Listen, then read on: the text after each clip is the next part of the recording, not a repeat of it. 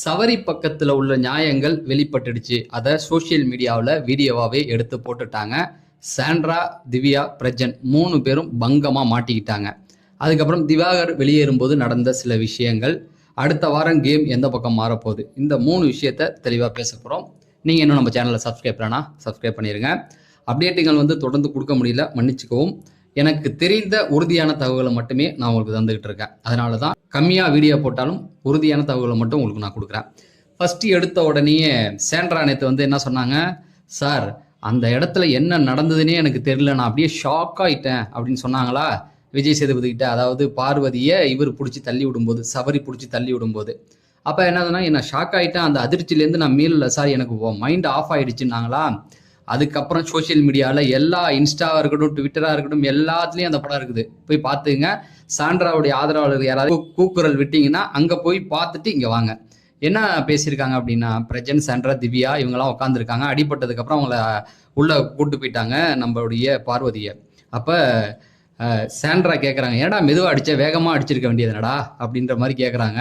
இதை தாண்டி இன்னும் கான்வர்சேஷன் போகுது. அதை நீங்கள் அந்த வீடியோ பாருங்கள். நானே எடுத்து போடலாம், ஆனால் அது ரொம்ப பெரிய பிரச்சனையாக காப்பிரைட் ஸ்ட்ரைக்லாம் வந்துடும், அதனால போடலை. அது எதுக்கு சொல்கிறேன்னா, இந்த ஒரு விஷயம் போதும், நீங்கள் போய் அதை பார்த்துங்க. அதுக்கப்புறம் டிஸ்குவாலிஃபை அப்படின்ற அந்த வார்த்தையை பயன்படுத்தின அந்த வீடியோவும் வந்துருச்சு. கனி பயன்படுத்தவில்லை, பயன்படுத்தியது திவ்யா தான். இதுவும் அங்கே வீடியோவாக இருக்குது, போய் பார்த்துக்குங்க. நான் இப்பயும் சொல்கிறேன், இதெல்லாம் சோஷியல் மீடியாவில் அப்படியே வீடியோவாக ட்ரெண்ட் ஆகிட்டு இருக்கு. அதை இப்போ நான் எடுத்து போட முடியாது, போட்டால் எனக்கு பிரச்சனையாகும் அப்படிங்கிறதுனால சொல்கிறேன். இப்போ இதுலேருந்து என்ன தெரியுதுன்னா, கனி மேலே கனி நேற்று ரொம்ப கன்ஃபியூஸாக ஆகிட்டாங்க. ஏன்னா எல்லாரும் சொல்லி அவங்கள்ட்ட சொல்லி சொல்லி சொல்லி அவங்களே ஒரு இடத்துல ஆமாம் அப்படிங்கிற மாதிரி ஒத்துக்கிட்டாங்க. ஸோ இப்போ என்னன்னா, நம்ம முதல்லேருந்து சொல்லிக்கிட்டு இருக்கோம், சாண்ட்ராவுக்கு பார்வதி ஜெயிப்பதில் விருப்பம் இல்லை, திவ்யா தான் ஜெயிக்கணும், திவ்யா தோத்தா இவரை சபரியை ஜெயிக்க வைக்கணும் அப்படிங்கிறது தான். ஆனால் அதுக்கப்புறம் அவங்களுடைய மனமாற்றத்துக்கு அப்புறம் இப்படி நடந்தது. இப்படி ஒவ்வொரு இடத்துலையும் தொடர்ந்து அவங்க நடிச்சுக்கிட்டு வராங்க அப்படிங்கிறது நல்லாவே தெரிஞ்சு போச்சு அப்படிங்கிறது தான்.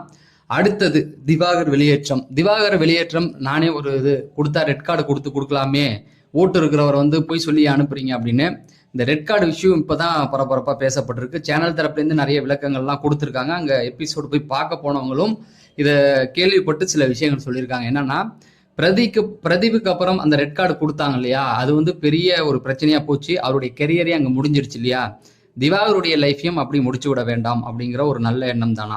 அதே போல ரெட் கார்டு கொடுத்தா வெளியில உள்ளவங்க ஏன் ரெட் கார்டு கொடுத்தா அதுக்கான ரீசன் சொல்லுன்னு கேட்டா சேனல் மாட்டிக்கும், பிளஸ் ஏற்கனவே வெளியில பிரச்சனைகள் போகுது. அப்ப ஏன் தூக்குனாங்கன்னா, போன வாரம் அளவு மீறி எல்லா கண்டென்ட்டும் பேசிட்டார். லவ், காதல், காமம், ஜாதி, சினிமா துறையை கலாச்சி விட்டாரு. அடுத்தது நான் தான் தமிழ் சினிமாவுடைய பெரிய ஆள் அப்படிங்கிற மாதிரி எல்லா விஷயத்தையும் பேசிட்டாரு. தொடாத டாப்பிக்கே இல்லை, எல்லாத்துலேயும் தலைவன் பூந்து விளையாண்டான். ஸோ இதுக்கு மேலே அவர் இருந்தால் நமக்கும் பிரச்சனை, அவருக்கும் நெகட்டிவாக போயிட்டு இருக்கு இல்லையா. கானா வினோத்தை வச்சு பிரச்சனைகள் போயிட்டு இருக்கு இல்லையா. அவருடைய ஊர் பேர் சொன்னது, ராயபுரம், புளியந்தோப்பு, என் செருப்புக்கு சமம், இப்படி நிறைய வார்த்தைகள் சொன்னனால இதுக்கு மேலே அவர் தேவையில்லை. ஏன்னா ஹைப்பு அவங்க வாட்டர் மிலனை வச்சு ஓப்பனிங்கில் ஒரே ஒன்று நம்பிக்கை, வாட்டர் மிலன் தான். கண்டென்ட் கிரியேட்டர் எல்லாம் வாட்டர் மிலன் போகிறாரா, அப்போ ஓகே நமக்கு கண்டென்ட் கிடைச்சிடணும்னு நம்பிக்கையோடு இருந்தாங்க. அதை கிட்டத்தட்ட 6 வாரம் அவர் நிறைவாகவே செஞ்சிட்டாரு அப்படிங்கிறது தான். இப்போ அவர் வெளியேறும்போது அவருக்கு கிடைக்க வேண்டிய மரியாதை கிடைச்சிருக்கு அப்படிங்கிறது தான். 3வது ப்ரோமோ பார்த்துருப்பீங்க. ஆனால் ப்ரோமோவில் அந்த முத்தம் அதெல்லாம் இப்போ நாம் போடுறதுக்கு முன்னாடி டாப்பிக்லாம் ரெடி பண்ணி வச்சுட்டு வந்தால் ப்ரோமோவில் அது வந்துருச்சு, டைரெக்டாக காமிச்சிட்டாங்க இல்லையா. அதுக்கப்புறம் அந்த டாப்பிக்கை பேச வேண்டாம். ஆனால் குறும்படம், அவருக்கான குறும்படம் பயண வீடியோவில் மெய்யழகன் சாங் போட்டிருக்காங்களாம். அந்த மெய்யழகன் காமோ நல்லா இருந்ததில்ல, அதை போட்டு சென்டிமெண்ட்டாக முடிச்சிருக்காங்களாம். அது ரொம்ப மாசாவே அவருக்கான விஷயத்த ரொம்ப நெகட்டிவாக காட்டாமல் சேடாக நம்மளை வருத்தப்படுற அளவுக்கு தான் வச்சுருக்காங்க அப்படிங்கிறது தான். அந்த வகையில் திவாகருக்கு ஏதோ ஓகே அப்படிங்கிறது தான். சிலர் சீக்ரெட் ரூமில் இருக்காரா அப்படிங்கிற மாதிரி போடுறாங்க. சீக்ரெட் ரூம் அப்படிங்கிறது இல்லை, திவாகரை வைக்க மாட்டாங்க. சீக்ரெட் ரூமில் அவரை வைக்கிறதுக்கு பதிலாக அவர் வீட்டுக்குள்ளேயே வச்சுருக்கலாம், ஓட்டு இருக்குது. ஏன்னா அவர் சில பிரச்சனைகள் நிமித்தம் அவர் தூக்கிட்டாங்க. சரி, இந்த பக்கம் பாருங்கள், அடுத்த வாரம் கேம் எப்படி மாறப்போகுது அப்படின்னு பார்த்தீங்கன்னா, கண்டிப்பாக சபரி வர்சஸ் சாண்ட்ரா, இந்த காம்போல தான் திவ்யா, சாண்ட்ரா, பிரஜன், பார்வதி இவங்க 4 பேரும் ஒன்றா இருப்பாங்க. இந்த பக்கம் பார்த்தீங்கன்னா சபரியை அட்டாக் பண்ணுற மோடில் தான். ஏன்னா எல்லாருமே சொல்லிட்டாங்க, சபரிக்கு இருக்கிற நல்ல பேர் அடிச்சு அவருக்கு வெளியில் அவர் வரத்துக்கு முன்னாடி அவர் தான் டைட்டில் வின்னர்னு போட்டாங்க. முதல்லையே அந்த அவர் வராருன்னு தெரிஞ்சவொடனே டைட்டில் வின்னர்ன்ட்டாங்க. வந்ததுக்கப்புறமா அவருக்கான ஓட்டுகள் ரொம்ப பெரிய அளவில் தான் இருந்தது. இப்போ என்னன்னா, அவரை முடிச்சு விடணும் அப்படிங்கிறதுல தான் அவங்களுடைய தெளிவான எண்ணம், சாண்ட்ராவுடைய எண்ணம். அதனால அவங்க திரும்பவும் அவங்க கனிகிட்ட பிரச்சனை பண்ணல, சவரி அங்கே இருக்காரு, சவரிட்ட பிரச்சனை பண்ணணும் தான். அதனால சவருடைய கேம் வந்து இனிமே வெளியில் வரும். சொல்ல முடியாது, கோவப்படலாம், சண்டை போடலாம், எது வேணால் நடக்கும். அதை நம்ம இப்பயே சொல்ல முடியாது. இப்போ இந்த வாரம் கண்டென்ட் இப்போ திவாகர் போயிட்டாரு அப்படின்னா அந்த இடத்துல சபரி வருவார், விக்கல்ஸ் விக்ரம் வருவாங்க. இந்த பக்கம் பார்வதியோடைய கேம் முடிஞ்சிருச்சுன்னு நம்ம நினைப்போம். திவாகர் போயிட்டாரு என்ன பண்ணுவாங்கன்னா அவங்களுக்கு தான் இந்த பக்கம் சாண்ட்ரா இருக்காங்கல்ல, இருக்கிற பேர் அவங்கள ஆட்டோமேட்டிக்காக சபரியை முடிச்சு விடணும், திவாகரை முடிச்சு விடணும், பார்வதியை முடிச்சு விடணுன்றது தான் அவங்க குரூப்பான பிளானே. ஏன்னா அந்த வீட்டில் ரொம்ப ஃபேமஸாக இருக்கிறதே அவங்க தான். அவங்களெல்லாம் முடிச்சு விட்டா நம்ம டாப் 3ல வந்துருவோன்றது தான் அவங்க எண்ணம். அந்த பிளானில் தான் அவங்க போயிட்டு இருக்காங்க. அதன்படி திவாகர் முடிஞ்சாச்சு. அதுக்கப்புறமேட்டுக்கு வந்து அதான் திவ்யாகிட்டே சொன்னாங்களே சாண்ட்ரா, திவாகர் கொஞ்சம் வளைஞ்சு பேசினா கொஞ்சம் ஸ்கோப் கொடு அப்படின்னு. அதனால தான் அந்த ராஜாங்க டாஸ்ட்லாம் சில சமயம் ஹார்ட்லாம் எடுத்து காமிச்சிட்டு இருந்தாங்க. அடுத்தது அவங்களுடைய டார்கெட் யார் அப்படின்னு பார்த்தீங்கன்னா சவரியும் இருப்பாங்க, இந்த பக்கம் பார்வதி இருப்பாங்க. பார்வதிக்கு தெரியாமல் சில விஷயங்கள் பேசுகிறாங்க, முதுகுலலாம் கொத்திக்கிட்டு இருக்காங்க. நேற்று கூட சவரி கை அடிபட்டுருக்கு, அந்த கேப்டன்சி டாஸ்கில் கை அடிபட்டுருக்கு, அந்த இடத்த டார்கெட் பண்ணுங்கலாம் பேசிக்கிட்டு இருக்காங்க. ஸோ எதுக்கு சொல்கிறேன்னா அடுத்தது பார்வதி சவரி இவங்களை முடிச்சு விட்றது தான் அவங்க பிளானாக இருக்கும்.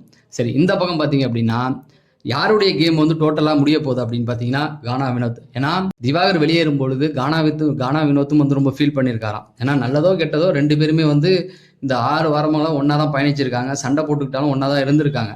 அது பார்க்க நல்லாவும் இருந்தது. நான் சொல்கிறது அவங்களுடைய அந்த ஜாலியான வீடியோவை அடிச்சுக்கிட்டதை சொல்லி. இப்போ கானா வினோத்தோட கேம் வந்து இங்கே முடிஞ்சிரும் அப்படிங்கிறது தான். ஏன்னா கானா வினோத் வெளியில் தெரிஞ்சதுக்கு காரணமே இவர் திவாகரோட இருந்த ஃபைட்டு தான். திவாகரோட சண்டை, திவாகரோட கலாய்ச்சது, இந்த 2 விஷயங்கள் மட்டுமே அவரை வெளியில் அதிகமாக கொண்டு வந்து காமிச்சிச்சு.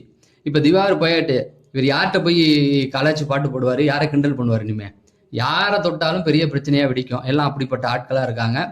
அதனால் இனிமேல் அந்த கலாய்ச்சி பாடுற பாட்டு அவருக்கு இருக்காது. ப்ளஸ் சண்டையும் அவருக்கு வர போகிறது கிடையாது. வந்தால் வியானா கூட வரும். வியானா போனால் அது தொட்டது சினிங்கி, அப்புறம் இவர் பேர் நெகட்டிவ் ஆயிருன்னா அவர் போக மாட்டார். ஸோ அவருக்கு இப்போ அவருக்கான அந்த ஸ்பேஸ் வந்து அப்படியே டம்மியாச்சு. சொல்லுவாங்கள்ல ரஜினி இருந்தாதாங்க கமல்னு சொல்லுவாங்கள்ல, அந்த மாதிரியான இதாச்சு. இப்போ கானா வினோத் தன்னுடைய கேம் பிளானை சேஞ்ச் பண்ணிக்கணும். அதை புரிஞ்சு தான் அவர் ஃபீல் பண்ணியிருக்காராம். திவாகர் போன வருத்தமும் இனிமேல் நம்ம யார்கிட்ட போய் என்ன பண்ணுறது அப்படிங்கிற அந்த ஒரு இப்போ அவர் வந்து எந்த கேங்லையுமே இல்லை, தனியாக தான் இருக்காரு. அவருடைய கேம் பிளானை மாற்றணும், இல்லைன்னா அவருடைய ஓட்டுகளும் அப்படியே சரிஞ்சிரும் அப்படிங்கிறது தான். ஸோ இதுதான் வந்து நடந்திருக்கு. பிக் பாஸ் டீம் வந்து கேமோட டைமென்ஷனை எப்படி மாற்றுவாங்க அப்படின்னா சபரி சாண்ட்ரா இந்த பக்கம் 2 பேருமே தான் ஒன்று நிறுத்துவாங்க. அதனால தான் அந்த பிரஸ் சம்பந்தமான விஷயத்த ஒன்றுமே பேசாமல் விட்டுட்டாங்க. அது அப்படியே வெடிச்சு பூதாகரமாக ஆகட்டும் அப்படிங்கிற ஒரு கணக்கு தான். ஆனால் கேள்விப்பட்ட வரைக்கும் என்ன சொல்கிறாங்க, சாண்ட்ரா தான் இந்த பிரச்சனையை வந்து கிளப்பி விட்டு அதை பூதாகரமாக ஆக்கி விட்டுக்கிட்டு இருக்காங்க அந்த ப்ரெஸ் விஷயத்தை. அப்படிங்கிறதுனால இதுக்கு விடை தெரியல அப்படின்னா இதை வச்சே வீட்டுக்குள்ளே பிரச்சனையை கொண்டு போகலாம். அப்படிங்கும்போது சபரி வழியாக கண்டென்ட் வரும், இவங்க சாண்ட்ரா சபரி மோதல் வரும். இந்த பக்கம் பார்வதி விக்கல்ஸ் விக்ரம் அவங்களுடைய விஷயங்கள் வெளியில் வரும். அவ்வளோதான், இந்த 4 பேரை சுற்றி வரும். கனியை பொறுத்த வரைக்கும் சபரியை ஒட்டி தள்ளி நின்று தான் பார்ப்பாங்க அப்படிங்கிறது தான். ஆனால் நம்ம பார்வதி எப்போதும் போல் ஆக்டிவாக இருப்பாங்க. திவாகர் முடிஞ்சு போனால் என்ன, நம்ம கேமை ஆரம்பிப்போம் அப்படின்னு. எனக்கு ஒரே ஒரு டவுட்டு, கமருதீன் கூட போய் உட்காருவாங்களா இல்லையா அப்படிங்கிறது தான். ஏன்னா அவங்க அம்மாட்ட சத்தியெல்லாம் பண்ணிட்டாங்க, பார்க்கலாம் என்ன பண்ணுறாங்க அப்படிங்கிறது தான். ஸோ எனக்கு தெரிஞ்ச நான் கேள்விப்பட்ட என்னுடைய புரிதல்களை உங்கள்கிட்ட சொல்லியிருக்கேன். இதில் உங்களுக்கு உடன்பாடு இருந்தால் இந்த வீடியோ லைக் பண்ணிட்டு உங்களுடைய கருத்துக்களை தெரியப்படுத்துங்க. நம்ம அடுத்த வீடியோவில் சந்திப்போம். நன்றி, வணக்கம்.